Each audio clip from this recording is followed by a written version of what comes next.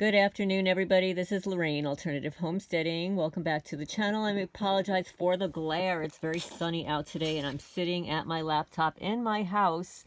I received an alert from a new video posted by Off Grid with Doug and Stacy, and it really caught my attention because they posted an article dated February 8th, 2023, about my favorite Bureau of Instigation doubles down on Christians and white supremacy in 2023. I will post a link to the article down below in the description section, but I'll read to you a little bit.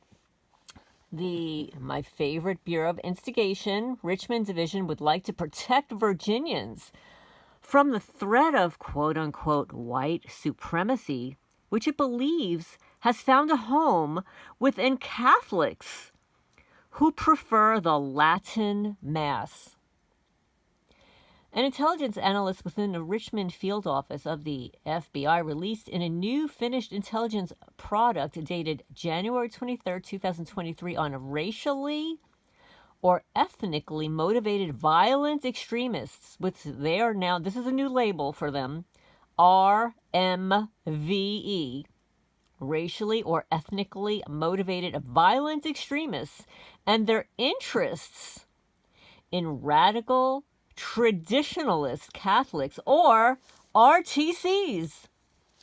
The document assesses with high confidence that the FBI can mitigate the threat of radical traditionalist Catholics by recruiting sources within the Catholic Church. Yes, folks. Is this amazing? Okay. I guess, this is, what am I going to say? The acronym, new to many in the domestic counterterrorism field, comes with a footnote by the writer explaining RTCs are typically characterized by the rejection of the Second Vatican Council. Since when do these guys get involved in religious activities, folks? I mean, don't we all have a right to choose what religion we want to practice without being called extremists? I mean, what is an extremist? Does that mean that you go to church like once a week, every day, that you pray at home? Like, what is the determination factors? What is the criteria? Okay, so now it goes on to say that the writer makes an unsubstantiated leap that a preference for the Catholic Mass in Latin instead of vernacular and a number of more traditional views on other world religions can amount to an adherence to anti-Semitic, anti-immigrant, anti-LGBTQ, and white supremacist ideology. This writer draws the important distinction between quote-unquote traditional Catholics who simply prefer the traditional Latin Mass and pre-Vatican II teachings, and RTCs who espouse more extremist ideological beliefs with violent rhetoric. A discerning reader may wonder why the writer believes such divisions exist and if there's evidence of the extremist and violent rhetoric within the Catholic Church. The analyst's note doesn't provide specifics. When the FBI generates an intelligence product, it is important to note the analyzed sources. Typically, strict source vetting removes partisanship and bias, so a product is both consistent with federal law and can add value to the FBI overall mission. Of note, this document was reviewed and approved for release by the FBI Richmond Chief Division Counsel, who is the office's top lawyer. The attached appendices refer to a number of articles and the out of FBI policy Southern Poverty Law Center. At the end of the document, for example, Appendix D is a direct copy of the SPLC, which is the Southern Poverty Law Center, for short. List of radical traditional Catholicism hate groups, including the web addresses accessed. The SPLC appears to be a source for intelligence analysts' beliefs that RTCs exist and that they are anti-Semitic. The SPLC description for this hate group states that RTCs may make up the largest single group of serious anti-Semites in America. Often in the intelligence world, this type of statement without any established evidence is often followed by the acronym NFI, or no further information, to indicate that it is an unsubstantiated opinion. It's an opinion. It's not even substantial. It's an unsubstantiated opinion. Additionally, the SPLC states RTCs embrace extremely conservative social ideals with respect to women.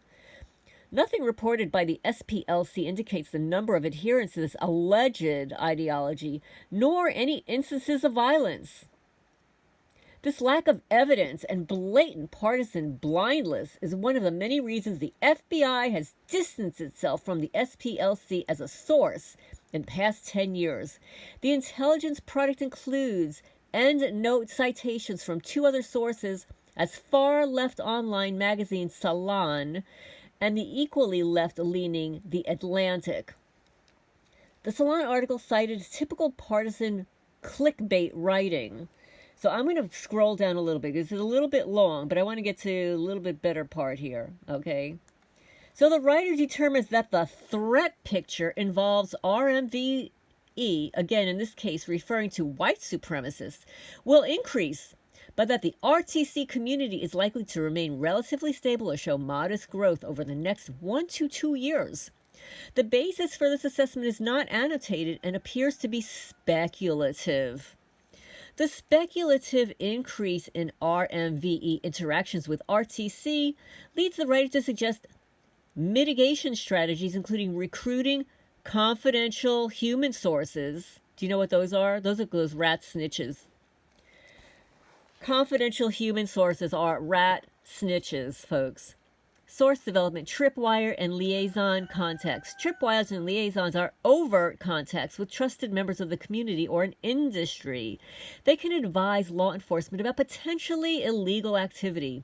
Due to the fact that white supremacy is itself a First Amendment protected belief, to say nothing of proponents of the most established Christian denomination of the world, the Bureau tries to cover documents like these with a caveat, excusing their intrusion into the sacrosanct grounds of free exercise of religion and free association, and other typical intrusion into the First Amendment concerns. The document implies a strategy of monitoring social media for RTC ideology in online posts. I wonder if that has to do with, people quoting the Bible and stuff like that. The impetus of the writer can be assessed by the fixation on abortion and repeated use of the phrase abortion rights. Documents like these can be used to drive the FBI's priorities in specific regions and boost the visibility of non-existent threats. There's a reason the writer refers to the document as a first of its kind domain perspective. It is generally out of bounds. However, intelligence products like this help focus on alleged hostility towards the ABORT rights advocates, which the FBI has used to justify significant enforcement actions tied to the FACE Act, F-A-C Act. I'm not familiar with what that is, folks. That's 18 USC 248. So I'm going to skip to the next paragraph. A tremendous statistical mismatch usually would have led federal law enforcement to focus on the highest threat, but the increasing leftist bend of the FBI enforcement actions appears to have been ignored in this thread. It also appears that the writer is simply assuming that RMVEs share common cause with conservatives, including practicing Catholics, on issues about the ABOR and all that, immigration, all that affirmative action and protections. The editorial basis should give the reader of this document a medium to high confidence that the intelligence analyst is the product of left-leaning higher education and leftist values.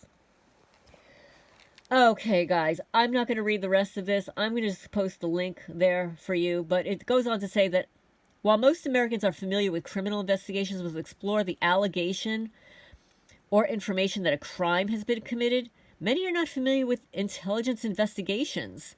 In contrast to the linear nature of a criminal case, counterintelligence and counterterrorism cases follow a circular path that can continue indefinitely without any articulated goal. We know that. It's called Trapped in a Black Box, Growing Terrorism Watchlisting and Everyday Policing. The ACLU document, 2016, where it gathered information from the FBI FOIA from 2006 to 2008 or 9. The relevance of this product should not be lost to the reader. So, I forgot this. Many counterterrorism cases never articulate or uncover a single criminal act, yet they continue in order to develop more understanding of the threat landscape or threat pictures, as quoted in this document. Intelligence investigations often beget more investigations. That's why, and I'm just adding this, that is why we're all trapped in a black box, folks. Growing terrorism watchlisting and everyday policing. This is why you get on a list and you never get off. You get switched from list to list to list because the Federal Bureau of Instigation has to instigate and create threats, right? By breaking into your house, stealing your animals, poisoning your food, asset stripping you, sending slander, defamation campaign in the community, hiring online stalkers to harass you and create doxing materials about you. So products like this can be used to support the opening of information-only cases, but there is no reason to expect radical traditional Catholics are the endpoint of this train track. They will be the beginning, opening the door to associating white supremacists with traditional religious practices based on common Christian positions on abort and the LGBTQ political agendas is a dangerous step. Such investigations can easily lead to the same analysis of radical traditionalists, Baptists, radical traditional Lutherans, etc., etc., etc. The FBI is forbidden from opening cases or publishing products based solely on First Amendment protected activities. By tolerating the publishing of intelligence products as shoddy as this, they are crossing a line many Americans will find themselves on the wrong side of for the first time in history. This is what a politicized FBI looks like. It should not be tolerated if Americans expect to enjoy the protections of our Bill of Rights. I'm going to end here, folks. I will post a link so that you can read it. It's a little tedious in the beginning just because of the acronyms. But this is just another labeling of people to be surveilled and placed on the watch list so they can bilk millions of dollars and to destroy innocent people's lives, to be placed under the radar for the rest of their lives in a very circular pattern, afforded no due process, just placed under investigation. And then, of course, once you're placed under investigation, they dole out your name to their private contractors, fusion center operatives. They wipe their hands of it and sit back and enjoy the ride. This is Lorraine, Alternative Homesteading, signing off for now.